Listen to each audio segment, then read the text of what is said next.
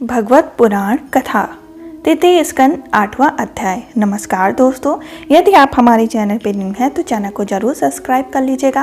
Bell icon को press करके comment box में जय श्री हरे कृष्ण जय श्री हरे विष्णु अवश्य लिखिएगा। यदि आप गर्भवती माता हैं तो इसको प्रतिदिन सुने, जिससे आपके घर में कुल दीपक का जन्म होगा, पुत्र की प्राप्ति होगी।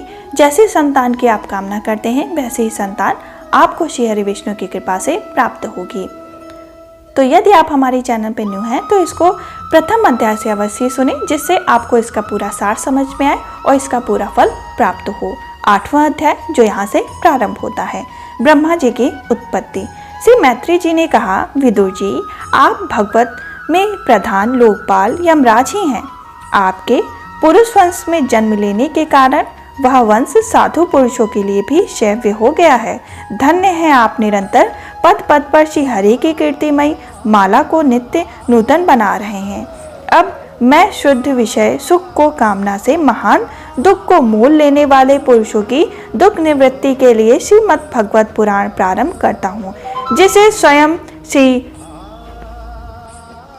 समस्त भगवान ने संकादि ऋषियों को सुनाया था। अखंड ज्ञान संपन्न आदिदेव भगवान समर्पण पाताल लोक में विराजमान थे। सनक कुमार आदि ऋषियों ने उनसे परम पुरुषोत्तम ब्रह्म का तत्व जानने के लिए उनसे प्रश्न किया। उस समय श्रेष्ठ जी अपनी आश्रय स्वरूप उन परमात्मा की मानसिक पूजा कर रहे थे। उनका वेद वासुदेव के नाम से निरूपण करते हैं। उनके कमल कोश सरीखे नेत्र बंद थे। प्रश्न करने पर संत कुमार आदि ज्ञान जनों ने आनंद के लिए उन्होंने अध खुले नेत्रों से देखा।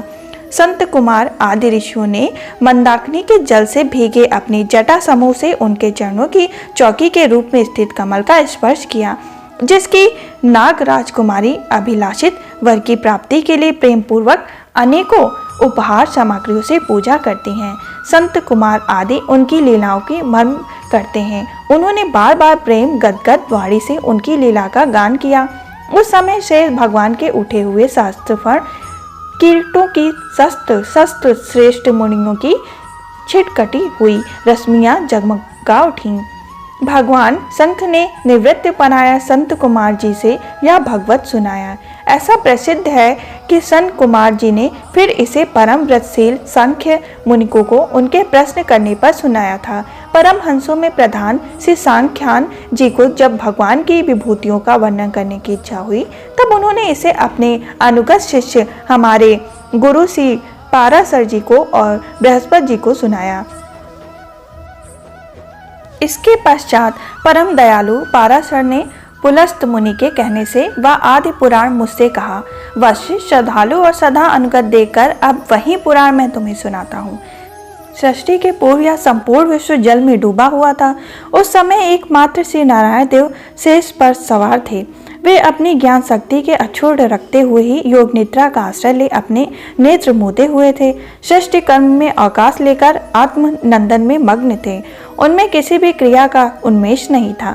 जिस प्रकार अग्नि अपनी दहका आदि शक्तियों को छिपाए हुए काष्ठ में व्याप्त रहता है, उसी प्रकार से भगवान ने संपूर्ण प्राणियों के सूक्ष्म शरीर को अपने शरीर में लीन करके अपने आधारभूत उस जल में शयन किया। उन्हें सृष्टि काल आने पर पुनः जगाने के लिए केवल काल शक्ति को जागृत रखा था। इस प्रकार अपनी स्वरूपभूता को साथ रखकर एक सहस्त्र चतुर्युक्त जल में शयन करने के लिए अंतर तक जब उन्होंने उनके द्वारा नियुक्त उनकी काल शक्ति उन्हें जीवों के कर्मों की प्रवृत्ति के लिए प्रेरित किया, तब उन्होंने अपने शरीर में लीन हुए अनंत लोक देखे। जिस समय भगवान की सृष्टि अपने में निहित थी, उस समय सूक्ष्म तत्व पर पड़ी, तब वह काष्ठ आश्रित रजोगुण से शोभित होकर सृष्टि रचना के निमित्त उनके नाभि देश से बाहर निकला। कर्म शक्ति को जागृत करने वाले काल के द्वारा विष्णु भगवान ही नाभि से प्रकट हुआ। वह सूक्ष्म तत्व कमल कोश के रूप में सहसा ऊपर उठा और उनसे सूर्य के समान अपने तेज उस आधार जल राशि को दीप्तमान कर रहा था। संपूर्ण गुणों को प्रकाशित करने वाले उस सर्वलोकमय कमल में विष्णु भगवान ही अंतर में थे। तब उसमें बिना पढ़ाए हुए ही स्वयं संपूर्ण वेदों को जानने वाले साक्षात वेद मूर्ति शिव ब्रह्मा जी प्रकट हुए, जिन्हें लोग स्वयंभू कहते हैं।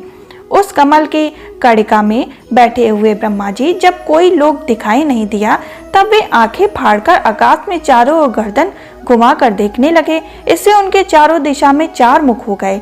उस समय प्रलयकालीन पवन के थपेड़ों से उछलती हुई जल की तरमालाएं कारण उस जलराशि के ऊपर उठे हुए कमल पर विराजमान आदिदेव ब्रह्मा जी अपना तथा उस लोक तत्व स्वरूप कमल का कुछ भी रहस्य न जान पड़ा।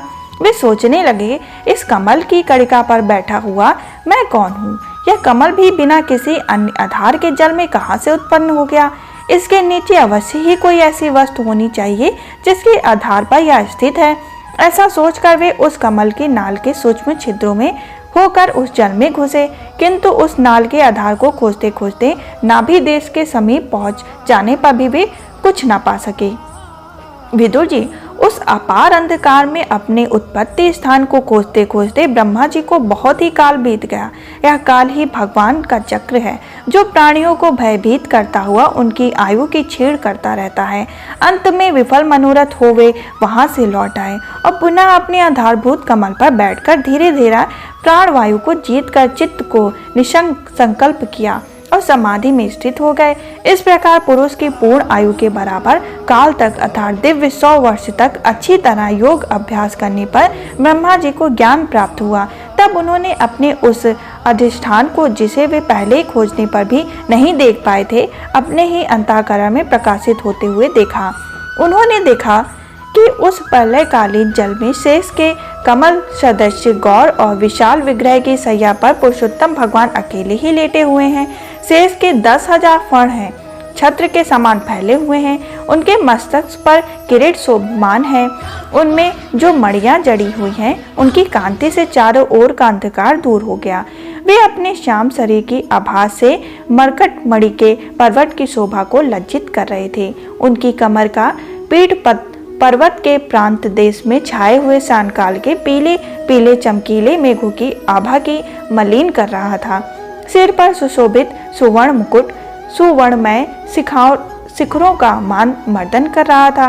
उनकी वनमाला पर्वत के रत्न जलप्रपात औषधि और पुष्पों की शोभा को परास्त कर रही थी तथा उनके भुज दंड वेद दंडका और चरण वृक्षों का तिरस्कार करते हैं। उनका वह से विग्रह अपने परिणाम से लंबाई चौड़ाई में त्रिलोकी संग्रह किए हुए हैं।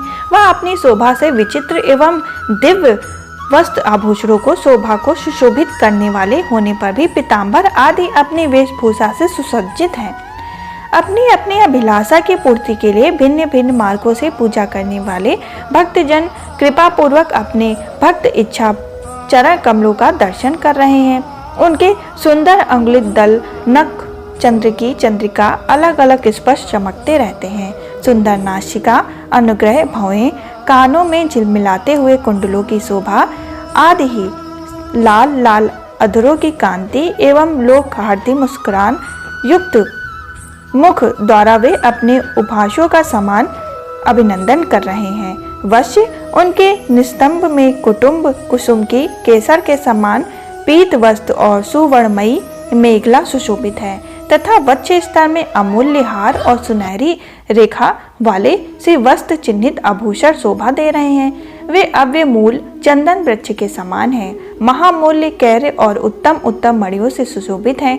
उनके विशाल भुजदंड ही मानो उसकी सहस्त्र शाखाएं हैं और चंदन के वृक्षों में जैसे बड़े बड़े सांप लिपटे रहते हैं उसी प्रकार उनके कंधों और शेष के फणों लपेटे रखे हैं। वे नागराज अनंत के बंधु श्री नारायण ऐसे जान पड़ते हैं मानो कोई जल से घिरे हुए पर्वतराज ही हों। पर्वतराज जैसे अनेकों जीव रहते हैं उसी प्रकार वे संपूर्ण चराचर के आश्रय हैं। शेष जी के फणों जो सहस्त्र मुकुट हैं वे ही मानो उस पर्वत के सुवर्ण मंडित शिखर हैं तथा वक्ष स्थल में विराजमान कौस्तुभ मणि उसके गर्भ से प्रकट हुआ रत्न है। प्रभु के गले में वेद रूप भौरों से गुंजमान अपनी कीर्तिमय वनमाला विराज रही है। सूर्य चंद्र वायु और अग्नि आदि देवता भी अपात पहुंच नहीं सकते तथा त्रिभुवन में वह रोक टोक विचरण करने वाले सुदर्शन चक्र आयुध भी प्रभु के आसपास ही घूमते रहते हैं। उनके लिए भी आप अत्यंत ही दुर्लभ हैं। तब विश्व रचना की इच्छा वाले लोक विधाता ब्रह्मा जी ने भगवान के नाभि सरोवर से प्रकट हुआ वह कमल, जल, आकाश, वायु और अपना शरीर केवल ये 5 ही पदार्थ देखे। इनके सिवा और कुछ उन्हें दिखाई ना दिया। रजोगुण से व्याप्त ब्रह्मा जी प्रजा की रचना करना चाहते थे। तब उन्होंने सृष्टि के कारण रूप केवल से 5 ही पदार्थ देखे। तब लोक रचना के लिए उत्सुक होने के कारण वे अचिंत गति श्री हरि में चित्त लगाकर उन परम पूज्य प्रभु की स्तुति करने लगे। इस प्रकार हमारा 8वां अध्याय संपूर्ण हुआ। यदि आप हमारे चैनल पर न्यू हैं तो 9वां अध्याय भी अवश्य ही सुने। हमारे चैनल को सब्सक्राइब करके प्लेलिस्ट को जरूर विजिट करें, वहां आपको प्रथम अध्याय से इसका पूरा पाठ मिल जाएगा। यदि आप हमारे चैनल पर न्यू हैं तो इसको प्रथम अध्याय से सुने, जिससे आपको इसका पूरा सार समझ में आए। हम फिर मिलेंगे 9वें अध्याय के संग। तब तक के लिए जय श्री हरि कृष्ण, जय श्री हरि विष्णु।